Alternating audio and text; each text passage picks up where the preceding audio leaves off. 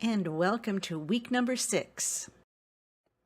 We're coming down the home stretch of the class now, and I hope you're still keeping your either what are they called, flashcards or something like that, so that once you're finished with a week, you're not forgetting the concepts that you learned there. This is all going to be really critical for the end of the program when you go to the comp exam, to make sure that you're really fluent in all of these theories. So make sure that you've looked at the founding documents, you've got a good grasp of, Article 1 of the Constitution, Article 2 of the Constitution. Article 1, of course, sets up the legislative branch. Article 2 sets up the executive branch. Article 3 sets up the judicial branch.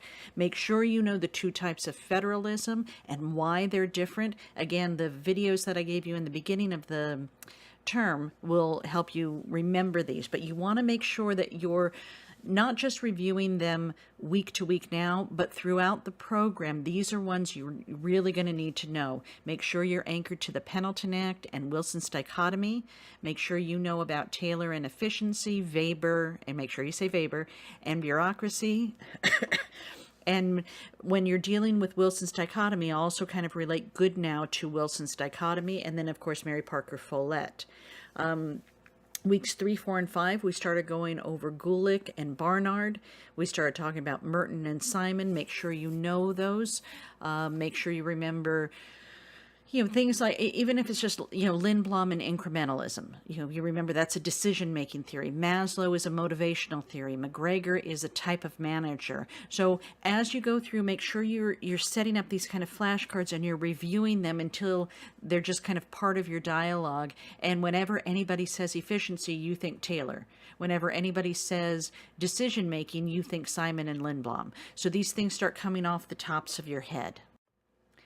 Okay, so this week we're going to be in part 3, which is from JFK to the Civil Service Reform.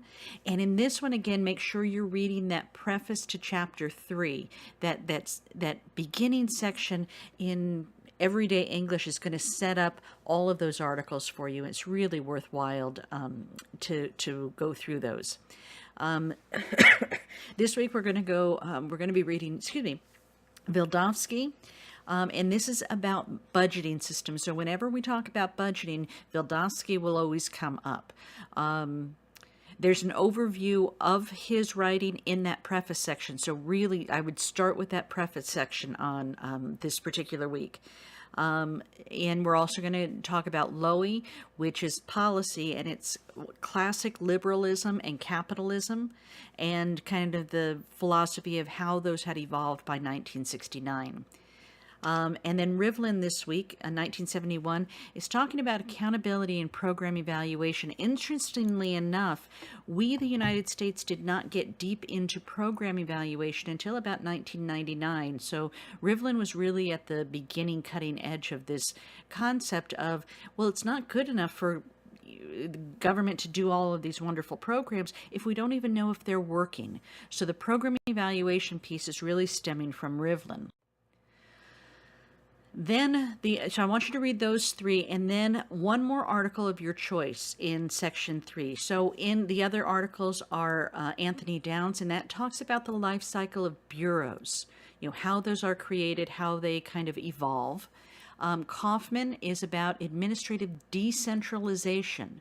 So rather than this very Weberian bureaucratic top-down kind of structure, Kaufman is offering something different. So if you're into kind of the bureaus or how those get set up, Downs is a good one to read.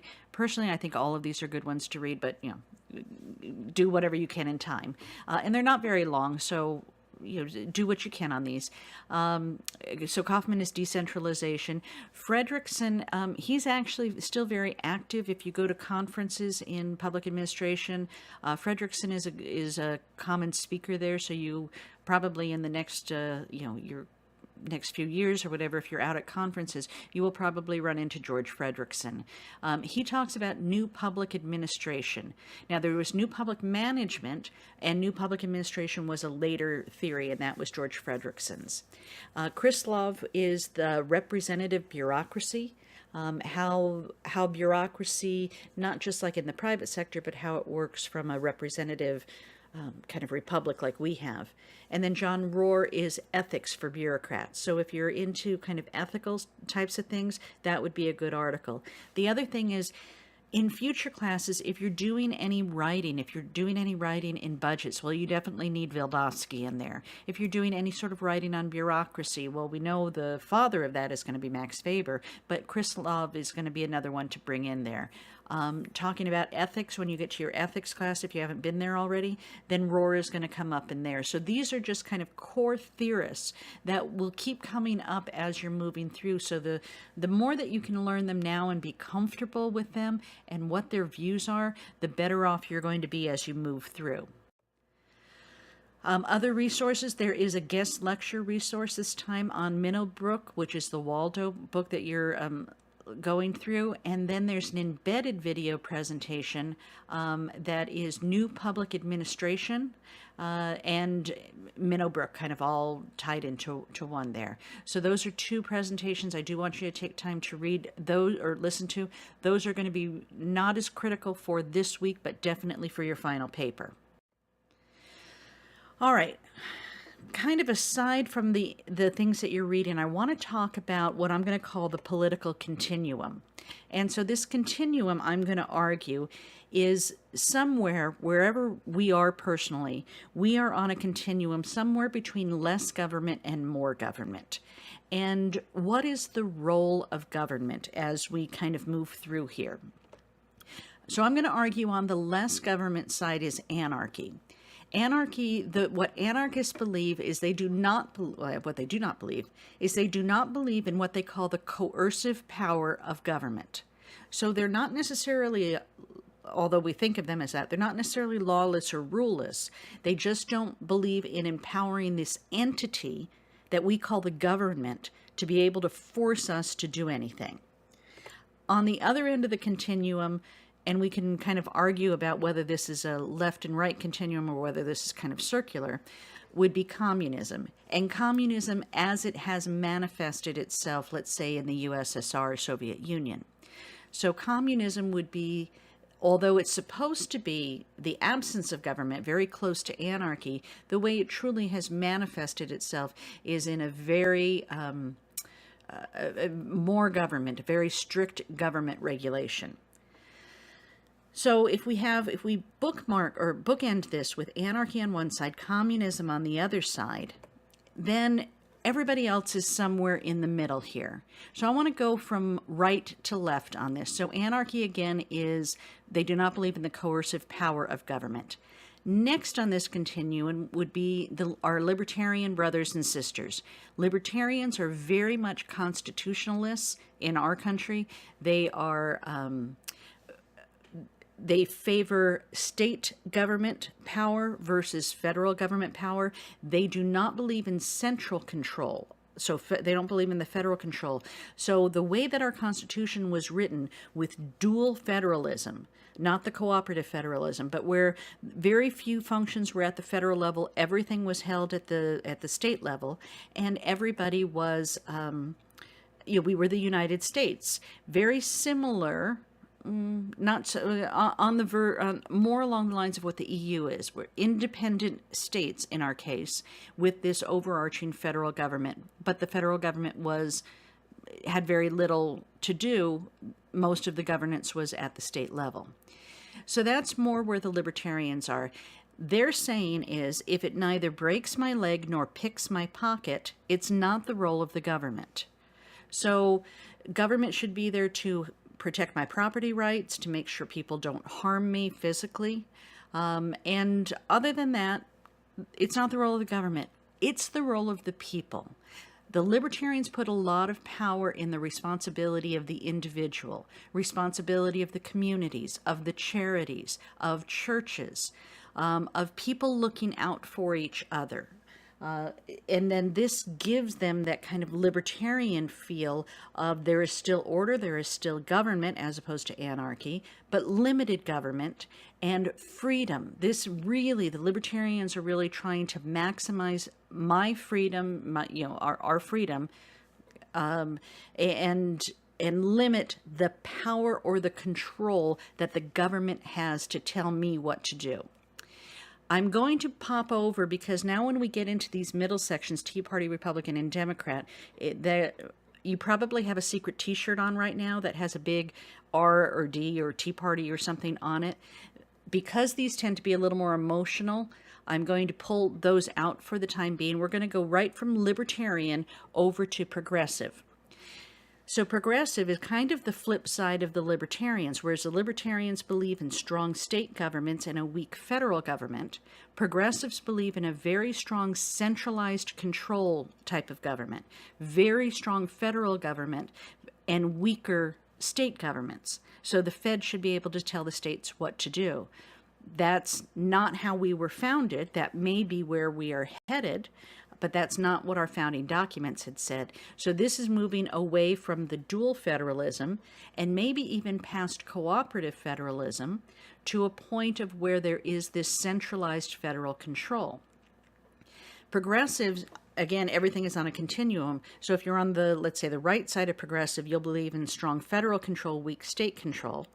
And then as you move to the left of progressive, some of them will believe in power vested not only in the federal government, but in the position of the president at the expense of Congress and the judicial branch.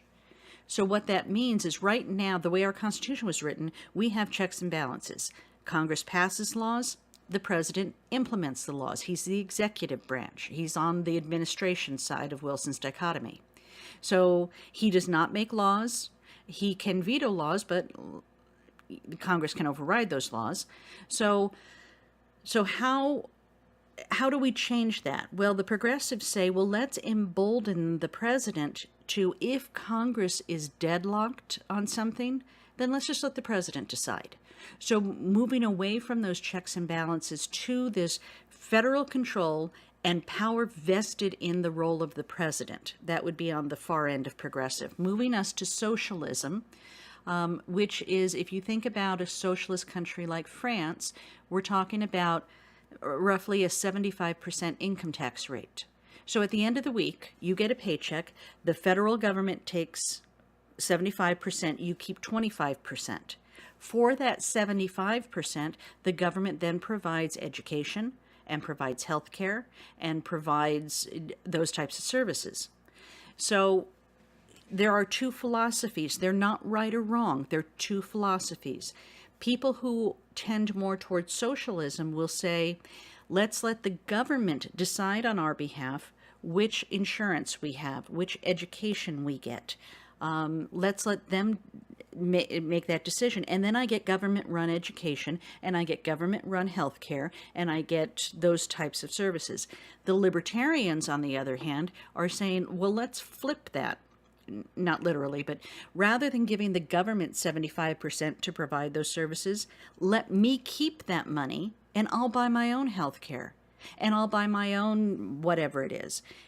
Not that they won't help others who can't afford, but they're going to flip that. Rather than the government providing health care, government run, let's have private run and I'll buy it myself. There's good and bad in all of these, and as long as we can keep this as analytical as possible for the purpose of this week's assignment, the better off we're going to be. Moving on to communism, if we think about income tax rate, communism would be 100% income tax rate. At the end of the week, you get no money.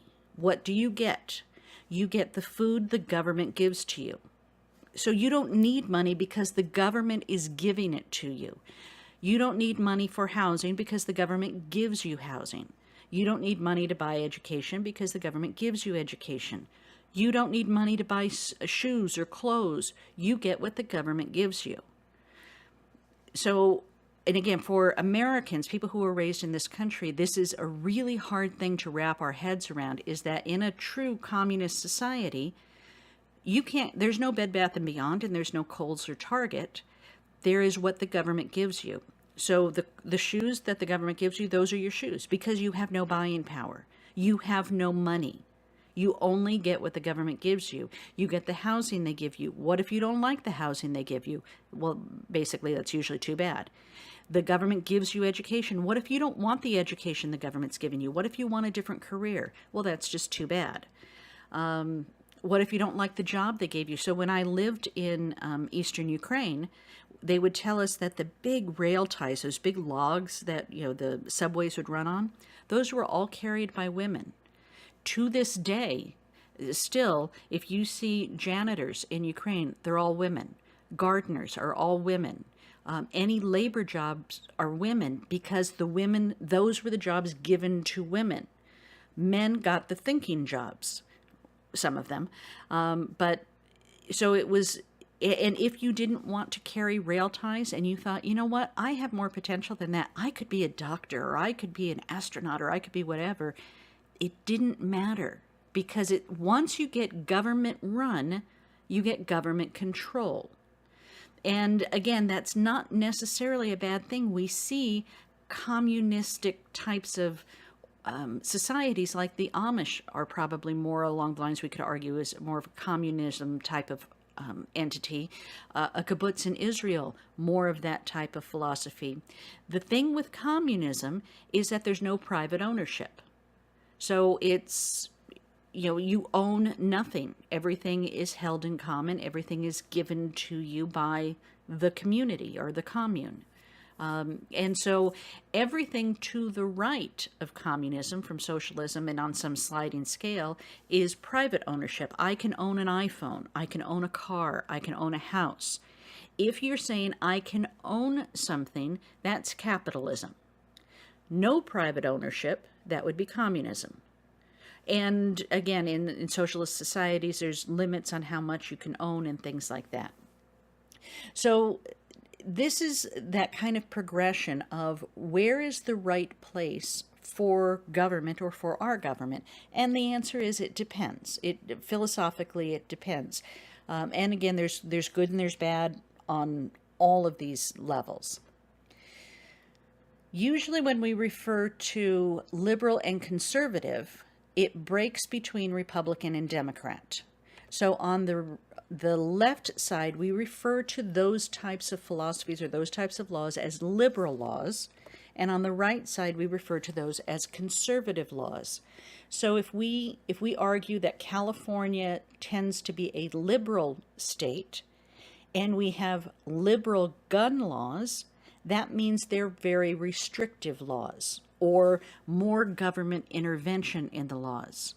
If I live in a conservative state and the laws are conservative, that means that there's less government. There's more freedom of choice.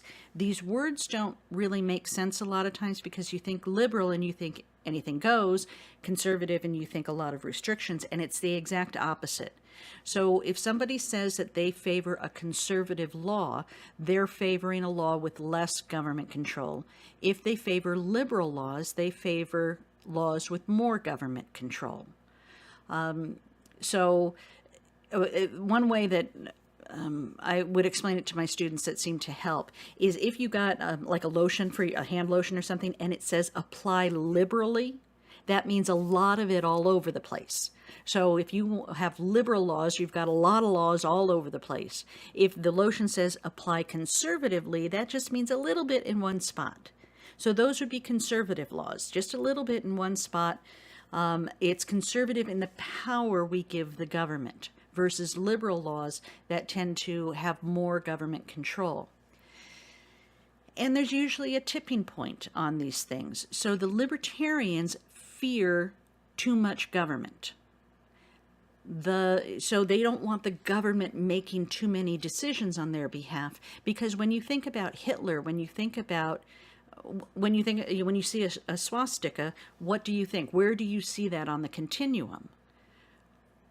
Well, it's technically, Hitler was socialist.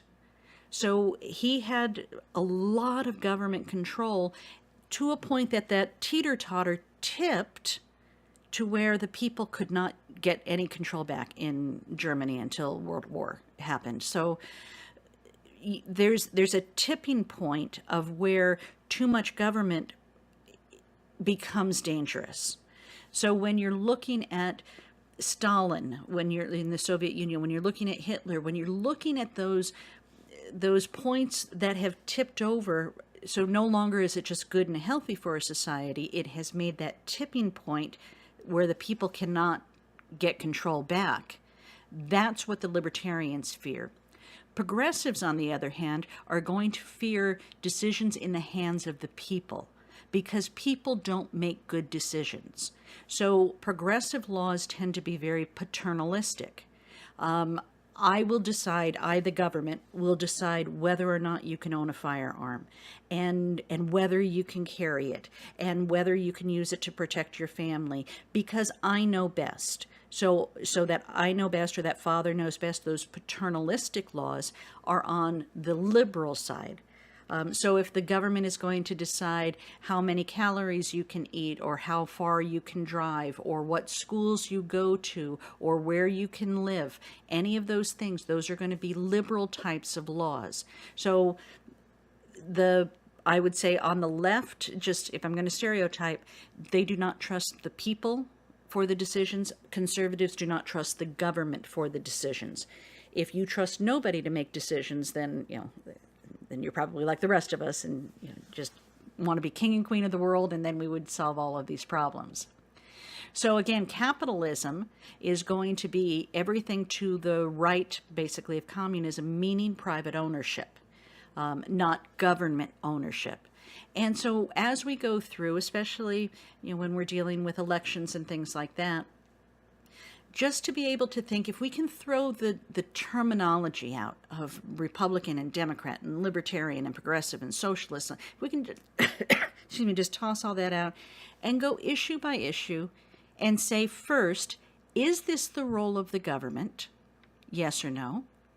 And if yes, then what is the appropriate level of government, federal, state, or local? So if we're dealing with local, if all of us in this class go to city council and we all have matching t-shirts and signs and we want something changed, might we have a chance of changing a local city council decision? Let's say possibly. Now, all of us go to the County Board of Supervisors meeting. Do we have more or less power? We now all go up to the state of California. Do we have more or less power? We now go to the federal government. Do we have more or less power? And so most people will believe government closest to the people is where the people have the most power. Government farthest away from the people, or centralized government, is where the people are the weakest. Now, interest groups and lobby groups and things like that will have, some people might say, have more of an influence. So where is the right place to have these laws? For example, recently in Russia, there was a study that said that, if you guys know what stiletto heels are, or the high heels, spiked high heels for women, there was a study that said those are not good for women's feet or women's backs. Any woman who has ever worn those could probably agree that's probably true. So the government banned high-heeled shoes in Russia. Well, that would be good for the people, but is that the role of government? The government of Russia also just recently banned gays and lesbians from getting driver's licenses. How much government is enough and how much is too much? How much should the government protect me from me and protect, or how much freedom should we have? So if something is bad for me, should they ban me from eating Haagen-Dazs? Do we have to just give up grocery stores and just have the government give us the food that they feel is the best? So somewhere on this continuum, whether it's whatever law it is, we have to decide, we as a people have to be talking about, is it the role of the government? And if so, which level of the government? That brings us to our writing assignment this week. So I want you to select one federal agency. Remember, this has to be a federal agency to examine, and I want you to provide an argument based on what people are saying. So I want one argument to expand the scope of that agency and one to decrease the scope of the agency. So for example, when I was in school, all right, don't do the math on this, prior to 1980, there was no federal Department of Education. It was all done at the local levels, local and state. Now, since I've been out of school, we now have a $68 billion a year federal Department of Education. Is education better? Is it worse? Is that the role of the federal government? Well, according to the Constitution, the education and welfare and all of those things are the responsibility of the state. Does it make it better if it's the federal government? Should we have the federal government involved in these things? This gets us into cooperative federalism. If you don't remember those terms, dual and cooperative federalism, please go back, I think, to week 1 and go back through those videos again, because that'll be really important. So I want you to look at an agency and say, should we expand the scope of this agency, giving the federal government more power? Or should we decrease the scope of the agency? Or you could say, eliminate the department altogether. For the purposes of this paper, you can talk to family and friends, random people you meet, just if you're just in conversation, we're not doing research on this. You can watch YouTube videos, just Google or on YouTube, try to find, people who support a particular department and people who oppose it. Listen to those arguments, listen to any news stories. You can find a lot of that on YouTube. People are arguing all the time on YouTube. So the question is, federal government, to pick a department just to give you context, and should it be, we're looking for arguments for expanding it, we're looking for arguments against expanding it or to eliminate it. So in your analysis, consider including concepts from the founding of our country. What does the Constitution say about that being a federal department? Bill of Rights, federalism. What about the dichotomy, efficiency, bureaucracy, motivation, budgeting things, new public administration, any of those things that you start bringing into this particular discussion? Remember, this paper is focused only on the federal department, not the role of government at other levels. So let's say we think the government should be involved in education, but some people argue not at the federal level, then that's what we're looking at. So we're not looking at, no, government shouldn't do it, but is it the role of the federal government on this one? And I want you to look at both sides as objectively as possible. Remember to include supporting documents, articles, theories, and you make sure you're using your in-text citations and all of that. So remember, in this assignment, you're an unbiased researcher. So the analysis is based on public opinion, and you are to present both sides in an unbiased manner. So you don't have, so take off your whatever t-shirt you've got on or sweatshirt that says, a big R or a big D or whatever, picture you've got on your t-shirt. And I want you to put on a white lab coat, and you are just a researcher now. So even though the general public may not know the details of the Constitution like you do, you can take their argument and relate it back to solid theory. So begin the paper with a thesis that briefly presents both sides that you want to develop. The next paragraph should be one side, the following paragraph the other side, and then the final paragraph is a summary. You can either just summarize kind of what your findings were, or you can provide a recommendation that yes, this should be expanded, or no, it should be eliminated, or whatever you want to do. Roughly 3 pages should be enough for this, not including your perfect APA title page and perfect reference page, but about 3 pages on this should do it. All right, when you're done with that, I want you to create a PowerPoint presentation. This is one that also needs the audio on this one. This is under 7 minutes long. And again, remember that you're uploading the raw PowerPoint presentation and the link to wherever you have it hosted, whether it's YouTube, Screencast-O-Matic, VoiceThread, Prezi, whatever it is. All right, so that will be the 2 things is this, what was I saying? The paper and the presentation for this week. And keep up on the readings because all of those theorists are going to be kind of playing into not only this week, but as we move towards the final paper as well. If you have any questions, let me know. And in the meantime, have a very blessed week.